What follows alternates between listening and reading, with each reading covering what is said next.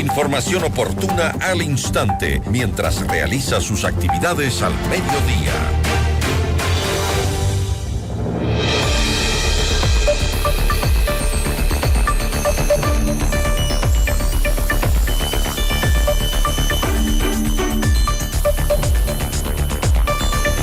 Bueno, como les comentábamos, el presidente Daniel Noboa insiste en llevar al país a una asamblea constituyente. La Corte Constitucional pues ya dio luz verde a la vía, pero observó fallas en el decreto original y en el estatuto del proceso. En respuesta, el presidente Daniel Noboa expidió el decreto 155 que nosotros ya les explicamos anteriormente. Sin embargo, pues esto quiere decir que la Corte aún debe revisar y decidir esas modificaciones y si son suficientes o no para que el Consejo Nacional Electoral convoque oficialmente a una consulta popular. La entrevista a la carta, en diálogo directo con los protagonistas de los hechos. Bueno, y en medio de este pulso institucional y político, vamos a conversar con el abogado constitucionalista André Santos. Abogado, ¿cómo está? Muy buenas tardes, gracias por acompañarnos. Hola, muy buenas tardes. Un gusto, amigos de FM Mundo.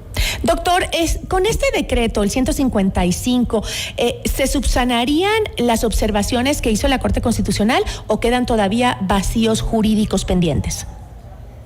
Bueno, ya con este último, como un contexto, la Corte, de manera sorprendente, ha cambiado un poco su política obstruccionista y mire, esta vez al presidente le permitió subsanar, ¿no?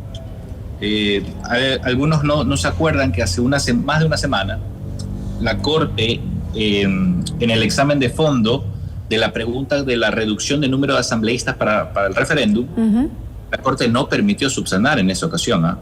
Dijo que los considerandos eran insubsanables. Prácticamente le tumbó todo el proceso. En esta ocasión, en cambio, le ha permitido seguir, ¿no? Algo sumamente interesante. Ahora, eliminar los considerandos que fueron objetados y redefinir artículos del estatuto, ¿cree usted, es suficiente para blindar el proceso? O sea, ya con esto, el presidente hizo prácticamente lo que le pidió la Corte Constitucional. Lo único, una observación fue que él modificó el estatuto, aparte de los considerandos que los eliminó. Él modificó el estatuto en cuanto al cálculo de asambleístas. A la distribución de escaños. Ese es el método de ON. Sí, eso sí lo clarificó, pero me refiero al tema del cálculo. El cálculo de cuántos asambleístas serían por provincias. Entonces, en el anterior decreto estaba una fórmula que era 1 por cada 200.000 habitantes en una provincia. Pero ahora sería 1 por cada más de 400.000, 450.000 aproximadamente. Entonces, ¿qué va a generar eso? Va a generar que en muchas provincias sea uninominal, es decir, sea un asambleísta provincial, representación provincial. El efecto de esto a nivel electoral es que los que entren tienen que tener cierto capital político similar al de un prefecto. Esa es la primera consecuencia en lo político.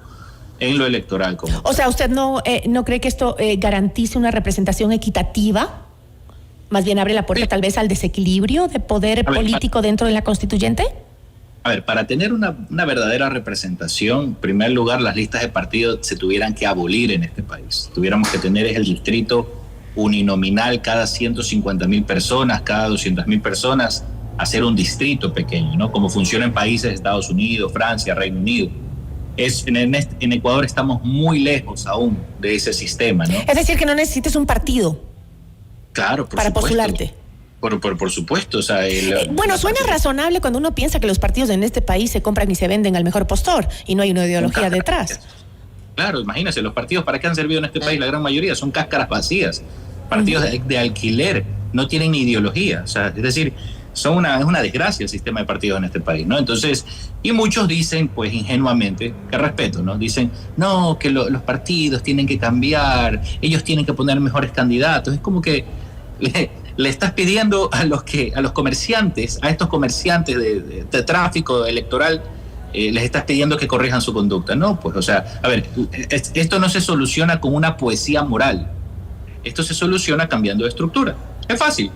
En Estados Unidos o en Inglaterra, los partidos son fuertes, pero no porque el sistema los privilegia. De hecho, en Inglaterra hay independientes, Estados Unidos pueden existir independientes, Francia pueden existir independientes. Pero ahí la dinámica que ocurre es que el pequeño distrito, por ejemplo, un barrio, un conjunto de barrios que sumen unos 80.000, 100.000 habitantes, ellos eligen a su representante local, como si fuesen un microalcalde, ¿sí me explico? Es distinto, pues, ¿no? El momento que usted va a la elección, ya no ve pues las listas estas de que usted no sabe ni por quién, a quién le está dando el voto. Ya usted va a elegir al representante del lugar donde usted vive. Y usted va a molestar a esa persona y la va a presionar, porque esa persona tiene que dar todo el cuaderno de quejas y el cuaderno de demandas sociales y tiene que pelear por eso. ¿Ya? Entonces, eso sería una verdadera asamblea constituyente. No nos olvidemos, también no solo los territorios a nivel horizontal tienen que estar representados, también los cuerpos intermedios, los gremios, también tienen que estar representados. O sea, solo así se tuviera una verdadera asamblea constituyente, pero en el país jamás hemos tenido algo. Ahora, pero volviendo al proceso del proceso para ir ya a elegir si vamos o no a una constituyente, ¿es posible que el Consejo Nacional Electoral pueda avanzar en la convocatoria mientras la Corte aún no se ha pronunciado sobre las reformas enviadas por el presidente en el decreto 155? Quiero decir, se estaba conversando sobre eso y algunos decían que eso podría ser un grave riesgo hacer eso. Claro, por supuesto. A ver, el Consejo hace poco declaró que están esperando solo a la Corte, ¿no? Uh-huh. Entonces, ya hoy Presidencia ingresó el nuevo decreto. Yo le aseguro que la Corte mañana, máximo viernes, ya tiene ya su decisión. Porque lo que ha sucedido ahora es como que ya han tenido una coordinación política, ¿no? Tanto CNE, Corte Constitucional y Presidencia. Ya no están en esta confrontación entre instituciones, ¿no? Sino que ya están en una misma línea, para bien de todo el país y de la institucionalidad, que es lo que nos beneficia. Exacto. Ahora, hablemos un poco de este poder constituyente, ¿no? ¿Tendría límites? ¿Tiene límites? ¿Cuáles son? ¿Hasta dónde puede llegar esta Asamblea Constituyente en materia, me refiero a derechos fundamentales y tratados internacionales? No sé, ¿hasta dónde puede llegar el poder de esta Asamblea Constituyente? Claro. No, por supuesto. Una nueva constitución no puede decir que, por ejemplo, que los mestizos sean esclavos, ¿no? Es imposible. Primero, por el límite del sentido común, que nadie va a votar algo así. Segundo, porque hay un límite formal en el derecho abstracto, que son las normas fundamentales de derechos humanos, ¿no? Normas más intrínsecas de carácter jus cogens, es decir, las normas esenciales de la humanidad. La nueva Asamblea Constituyente no podría hacerlo, no solo por una cuestión de respeto a estas normas, sino que también la ciudadanía tampoco es que las aceptaría, ¿no? Pero de ahí, una Asamblea Constituyente como tal puede disponer, tiene muchísima flexibilidad, arbitrariedad para poder, discrecionalidad, para decidir qué tipo de normas van a ser presentadas como texto del borrador, ¿no?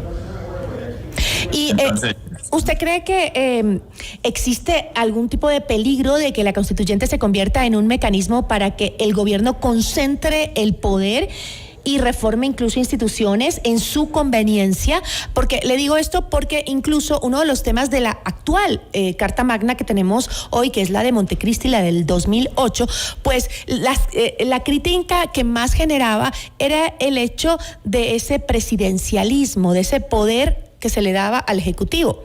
Hoy se habla que puede haber esa posibilidad. Sin embargo, si nos quejábamos muchos de eso en esta Constitución, ¿no sería el momento de reformarla hacia tener una constituyente o una constitución, mejor dicho, que justamente no tenga esos excesos?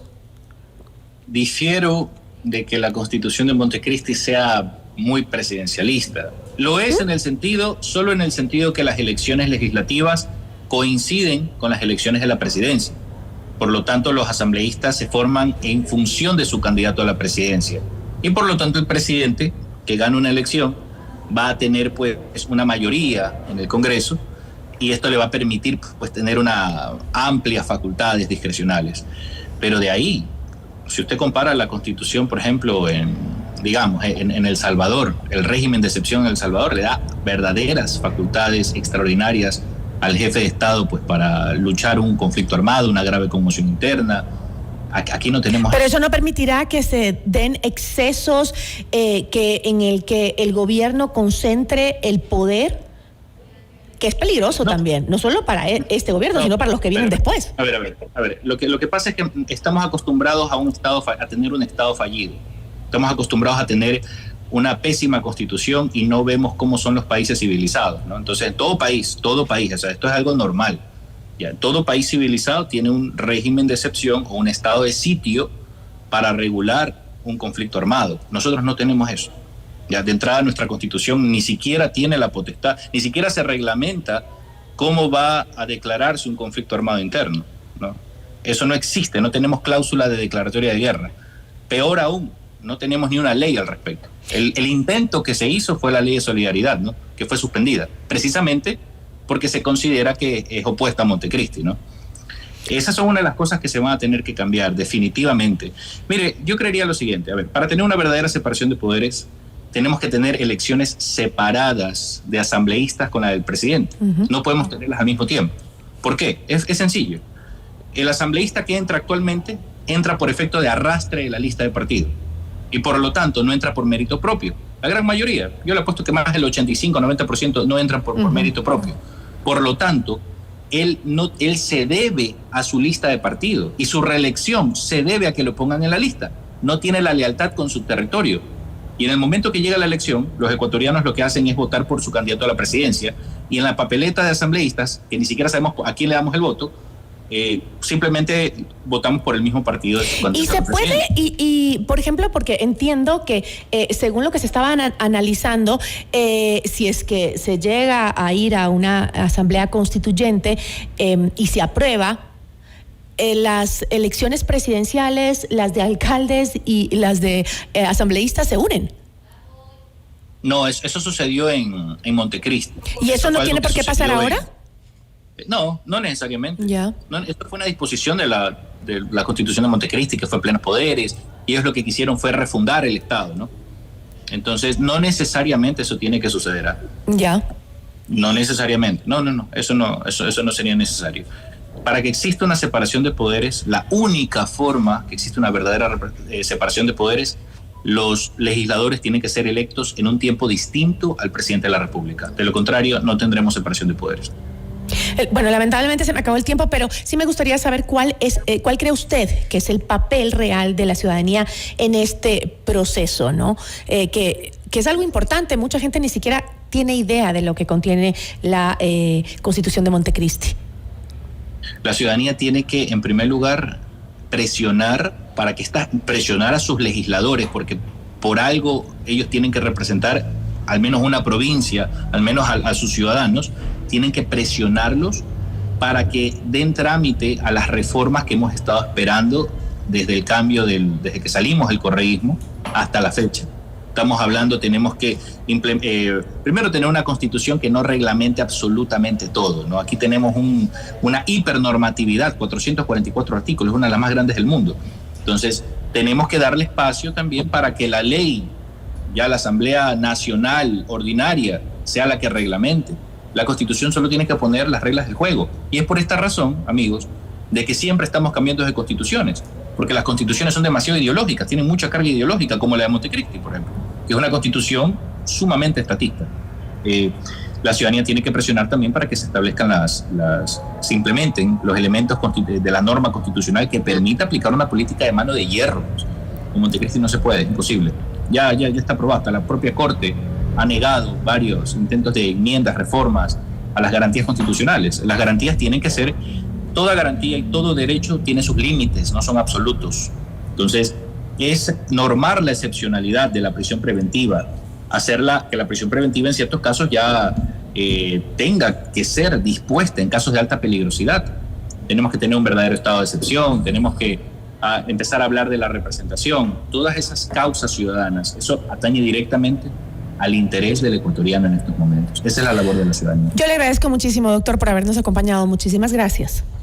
A ustedes, amigos de FM Mundo. Gracias. Una buena tarde. Nos acompañó Andrés Santos, abogado constitucionalista.